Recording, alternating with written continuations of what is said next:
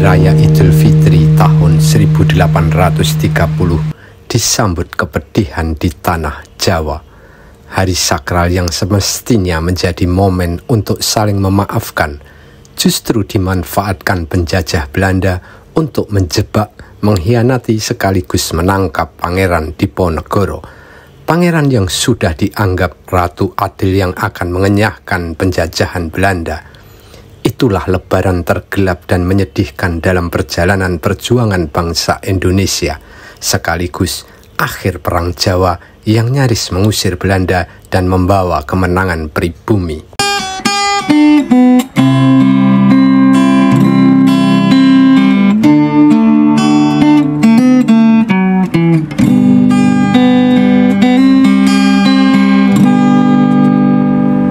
Kecil Bendoro Raden Mas Mustahar atau Raden Mas Ontowiryo, Pangeran Diponegoro merupakan putra Sultan Hamengkubuwono III dari selir Raden Ayu Mangkorowati. Pangeran Diponegoro mengalami masa kekuasaan sang pendiri Keraton Yogyakarta, yakni Hamengkubuwono I. Bahkan ketika lahir pada 11 November 1785, Sultan Hamengkubuwono I merasa Pangeran Diponegoro merupakan anak istimewa.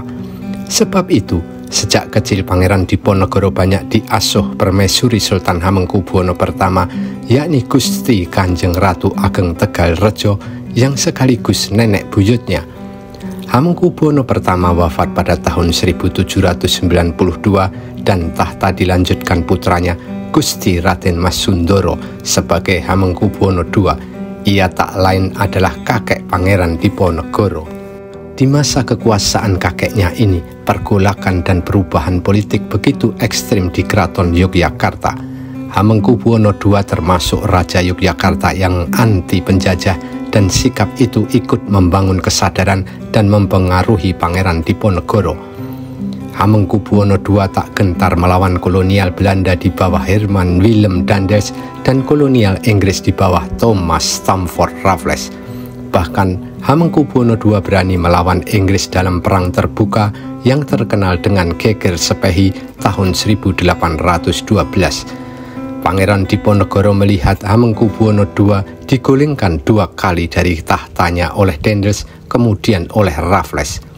Pengalaman hidup itu menumbuhkan kesadaran Pangeran Diponegoro bahwa pribumi, terutama di Jawa, selalu tertindas dan menderita selama ada penjajah. Kesadaran, kepedihan, dan keprihatinannya itulah yang kemudian menumbuhkan jiwa perjuangan dan pemberontakan pada dirinya. Bahkan Pangeran Diponegoro akhirnya mengubarkan Perang Jawa setelah penjajah Belanda sudah semakin keji dan menindas. Belanda makin rakus mengambil tanah rakyat, termasuk tanah Pangeran Diponegoro di Tegalrejo. Perjuangan Pangeran Diponegoro itulah yang kemudian dicatat sejarawan asal Inggris Peter Carey sebagai bibit nasionalisme di Indonesia. Pangeran Diponegoro mengubarkan perang bukan untuk perjuangan dinasti atau kepentingan kerajaan, tapi didasarkan atas kenyataan adanya penderitaan sosial dan ekonomi pribumi. Ia ingin memperbaiki keadaan rakyat, terutama di Jawa, dalam alam yang merdeka. Puncak kemarahan Pangeran Diponegoro terjadi pada 20 Juni 1825 ketika Belanda menyerang wilayahnya di Tegalrejo. Bahkan Belanda juga ingin menangkapnya. Bersama pengikutnya, Pangeran Diponegoro pindah ke sanggerahannya di Goa Selarong. Dia tak hanya mendapat simpati dari rakyat, tapi juga bangsawan-bangsawan Keraton Yogyakarta. Para bangsawan yang mengikuti Pangeran Diponegoro ke Goa Selarong adalah Pangeran Mangkubumi, Pangeran Adinegoro, Pangeran Panular, Adiwinoto Suryodipuro, Blitar, Kiai Mojo, Pangeran Ronggo, Ngabei Mangunharjo, dan Pangeran Surenglogo. Bergabung pula Panglima Perang yang tangguh, Sentot Prawirodirjo. Dari Goa Selarong yang terletak sekitar 10 km sebelah selatan Keraton Yogyakarta ini, Pangeran Diponegoro menyatakan perang sabil kepada Belanda. Sepanjang Juli 1825, Pangeran Diponegoro dan pasukannya terus bergerak menyerang dan menguasai pinggiran Yogyakarta. Perjuangan Pangeran Diponegoro ini langsung populer dan menggetarkan Belanda. Bahkan ia dianggap Ratu Adil yang diramalkan bakal hadir membawa pencerahan Nusantara. Pada 7 Agustus 1825, Pangeran Diponegoro mampu menguasai Keraton Yogyakarta hingga Sultan Hamengkubuwono V yang masih kecil harus diungsikan ke benteng Vredenburg. Bagi masyarakat pribumi, peristiwa ini menjadi simbol besar bahwa Pangeran Diponegoro memiliki wahyu sebagai raja atau pemimpin. Bagi Belanda, ini sebuah simbol dan peringatan besar bahwa Pangeran Diponegoro dan pasukannya siap mengusir penjajahan. Faktanya, Belanda semakin kewalahan. Gubernur Jenderal van der Capellen sampai mengangkat Letnan Jenderal Hendrik Marcus de Kock sebagai komisaris pemerintah untuk Kesultanan Yogyakarta dan Kasunanan Surakarta yang diberikan hak istimewa di bidang militer maupun sipil. De Kock terus meningkatkan operasi melumpuhkan perlawanan Pangeran Diponegoro, tapi selalu menemui kegagalan. Perang sudah menjadi jalan jihad bagi Pangeran Diponegoro dan rakyat untuk melawan penindasan Belanda. Ini perang terdahsyat di Jawa, bahkan di Indonesia. Belanda mengalami kerugian 25 juta gulden dan nyaris bangkrut. Perang Diponegoro juga dicatat menelan korban terbanyak sepanjang sejarah perang Indonesia. Korban tewas setidaknya ada 8.000 dari serdadu Hindia Belanda, 7.000 serdadu pribumi, dan 200.000 masyarakat Jawa. Raja Willem I sampai mengirim Gubernur Jenderal Hindia Belanda baru Johannes van den Bosch ke Batavia pada 4 Januari 1830. Ia hanya diperintahkan satu hal, yakni menaklukkan Pangeran Diponegoro dengan cara apapun. Isi perintah itu sebagai berikut: tak ada negosiasi. Pangeran Diponegoro harus menyerah tanpa syarat atau ditangkap dan dipenjara seumur hidup, bahkan kalau perlu dibunuh. Perintah ini segera disampaikan kepada Jenderal de Kock. Ia kemudian melakukan siasat agar Pangeran Diponegoro bersedia diajak negosiasi. Jenderal de Kock lalu mengutus Kolonel Clarence untuk melobi sang pangeran agar menarik Belanda, bahkan menawarkan tahta Sultan Yogyakarta kepada Pangeran Diponegoro. Namun, sikap tegas sudah diambil Pangeran Diponegoro. Kepada pemimpin resimen pengawal pribadinya, Basah Hasan Munadi, Pangeran Diponegoro menegaskan ia tak akan menyerah atau menerima tawaran menjadi Sultan Yogyakarta, sebab perjuangannya adalah mengusir penjajah dan tegaknya Islam di Jawa dan sekitarnya. Namun Belanda terus melakukan siasat untuk menghentikan perlawanan Pangeran Diponegoro. Pada 16 Februari 1830, Kolonel Clarence berhasil berdialog dengan Pangeran Diponegoro di Bagelen. Clarence juga berhasil membawa Pangeran Diponegoro dan pasukannya ke Menoreh untuk persiapan bertemu dengan Jenderal de Kock di Magelang. Clarence menjanjikan jika nanti pertemuan Pangeran Diponegoro dan Jenderal de Kock tak menemui kesepakatan, maka sang pangeran diizinkan pulang ke Bagelen dengan tenang. Pada 8 Maret 1830, Pangeran Diponegoro akhirnya bertemu Jenderal de Kock di Magelang, namun hanya sebagai ramah tamah semata.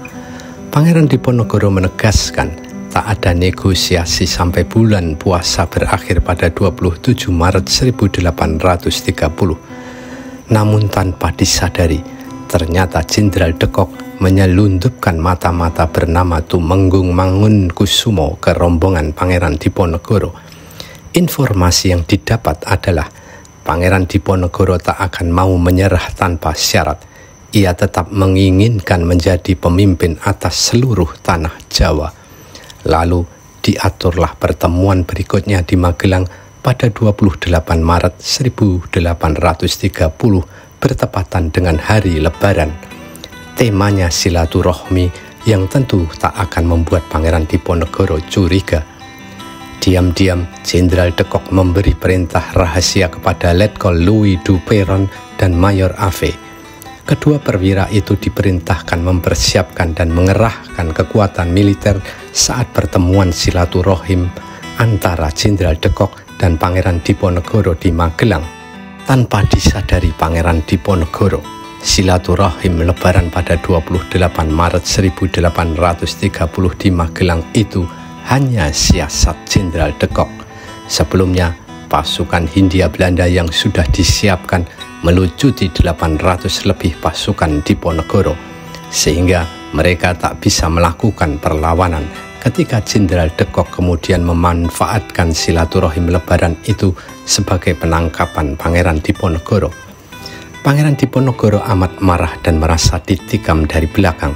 Dalam babat Diponegoro yang ia tulis, ia mengatakan, "Mengapa saya tak diizinkan pulang, Jenderal? Apa yang harus saya lakukan di sini? Saya hanya sebentar menemuimu untuk kunjungan ramah tamah, sebagaimana adat Jawa setelah bulan puasa. Mereka yang muda pergi mendatangi rumah orang yang lebih sepuh untuk meminta maaf atas semua kesalahan yang telah dilakukan. Dalam hal ini, engkau, Jenderal, adalah pihak yang lebih tua." Sesuai instruksi Gubernur Jenderal Johannes van den Bos, apapun caranya, Pangeran Diponegoro harus ditangkap dan dipenjara seumur hidup, kalau perlu dibunuh. Maka acara silaturahim itu ternyata jebakan untuk menangkap Pangeran Diponegoro. Hari Raya Idul Fitri 28 Maret 1830 yang seharusnya menjadi hari kemenangan dan sukacita bagi masyarakat Jawa, tiba-tiba menjadi kepedihan yang dalam. Pangeran Diponegoro yang sudah dianggap sebagai ratu adil dan akan membawa kemerdekaan di tanah Jawa ditangkap dengan cara culas dan pengecut. Niat baik Pangeran Diponegoro untuk bersilaturahim dimanfaatkan Jenderal de Kock untuk menangkapnya.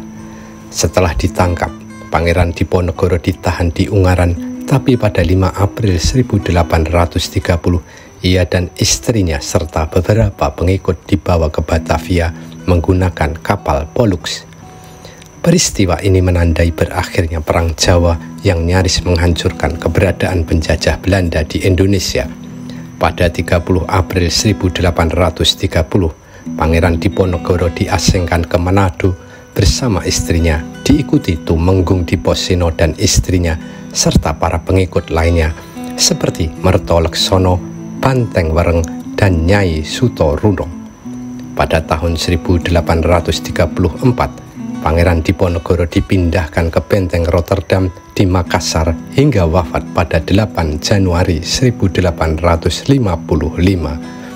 Perang yang dikobarkan sejak 1825 berakhir pada 1830. Namun perlawanan Pangeran Diponegoro itu menumbuhkan kepercayaan diri yang lebih baik bagi pribumi dan menumbuhkan inspirasi serta bibit-bibit patriotisme dan nasionalisme yang terus berkembang.